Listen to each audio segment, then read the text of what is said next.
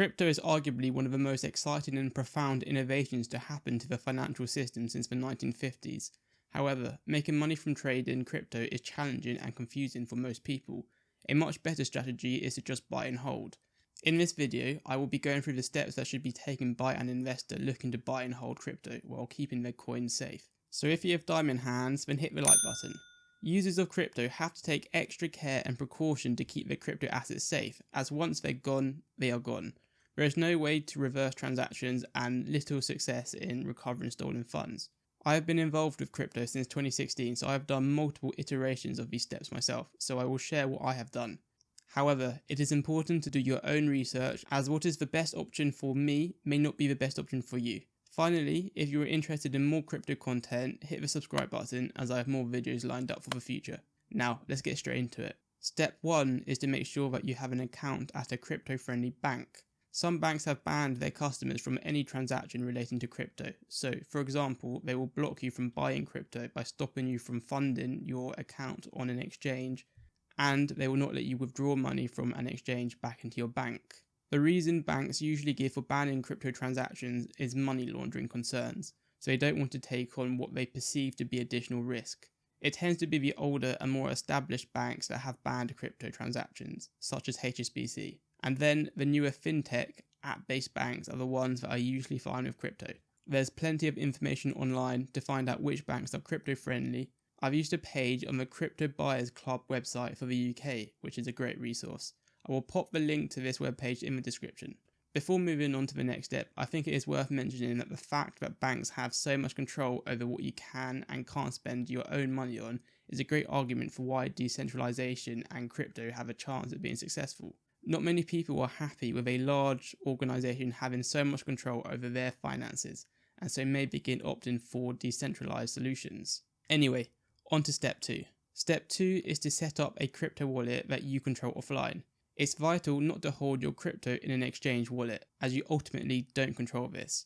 At any point, an exchange can stop you from accessing your account, or they can be hacked and lose the coins, or they can even just steal your coins and close down the website. So it's essential to transfer the coins you buy to a wallet that you control. You control a wallet if you have a private key, otherwise known as the wallet seed phrase. This is either a phrase of 12 or 24 consecutive words. If you don't have the wallet private key, then you don't control it. The common saying within the crypto community, not your key, not your coins. So, you either want to set up a software wallet or a hardware wallet. A software wallet is a crypto wallet where the private key to the wallet is stored locally on your phone or computer. You essentially just download and set up the wallet, and then you're good to go.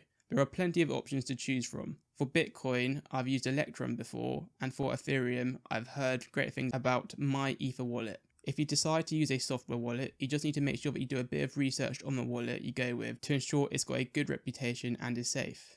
The vulnerability of software wallets is the wallet is only as secure as the device it runs on. If there's malware or a virus on the computer, then the wallet's private key would likely be exposed, allowing funds to be stolen.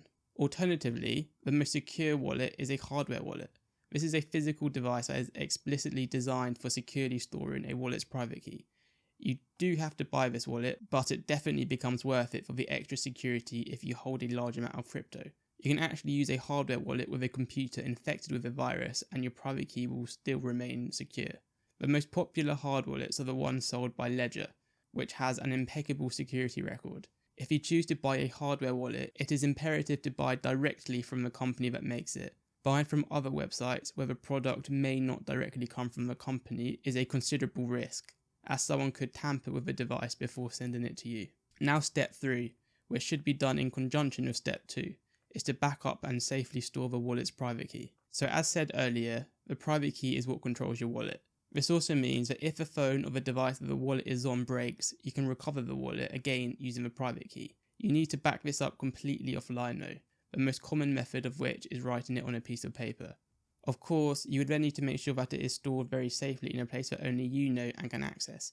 It is crucial not to take a screenshot or a photo of your private key, as there's plenty of viruses now that will scan through all your pictures looking for the private keys and then can extract them. I also often hear people say that they store their key encrypted in the cloud. That means your key is only as secure as your login to the cloud. I've read multiple stories from people who have had all their coins stolen but followed every safety procedure. so cannot work out how their wallet got compromised. It then turns out that they backed up their private key in the cloud. I definitely would not do that myself. Anyway, now onto the buy-in of the crypto. There are a few ways that you can go about acquiring crypto, whether it's peer-to-peer or using a crypto ATM, but the most recommended option would be to use an online crypto exchange. So step 4 is to choose which exchange you will use. There are roughly 300 exchanges available worldwide, so plenty of options, and it is important to pick the right one. There are numerous examples of exchanges being hacked, collapsing, or not buying the crypto that it is supposed to be. In 2018, over $1 billion was stolen from exchanges, so it's important to consider the safety of the exchange, but you also need to consider the fees, as high fees add up over time. I personally considered the size and reputation of exchanges to be an important metric, which narrowed down my selection to between Coinbase or Binance. After several hours of researching each exchange and reading loads of reviews, I settled with Binance, the biggest exchange by volume with the lowest fees. It's been a great decision so far with no problems at all. If you decide to sign up to Binance as well, make sure to use the referral link down in the description, which gives you 10% off all fees for life, so definitely worth using as it could save you a lot of money. After you've chosen an exchange and created an account, step 5 is to make sure you complete the necessary KYC validation before doing any crypto transactions. KYC stands for Know Your Customer. All financial services have to do it, including crypto exchanges. Most exchanges do let you buy and sell crypto without completing KYC, just with lower limits, but it is way more common for people to be locked out of their accounts or have them frozen when KYC hasn't been done. It doesn't take long to do, it just requires you to take a picture of your ID and take a selfie. This is all just to make sure that you are who you say you are. Once KYC is done, step 6 is to buy the crypto. This process varies depending on the exchange you are using, but will usually just be done by funding your account with your local currency and then buying the crypto. You may have to buy a stable coin first for some cryptos and then swap it for the crypto that you want. You really do not want to keep your crypto in the exchange wallet for long though. You should withdraw the crypto to your own offline wallet that you set up during step 2 as soon as possible. You do this by sending the crypto to the public address of your own wallet.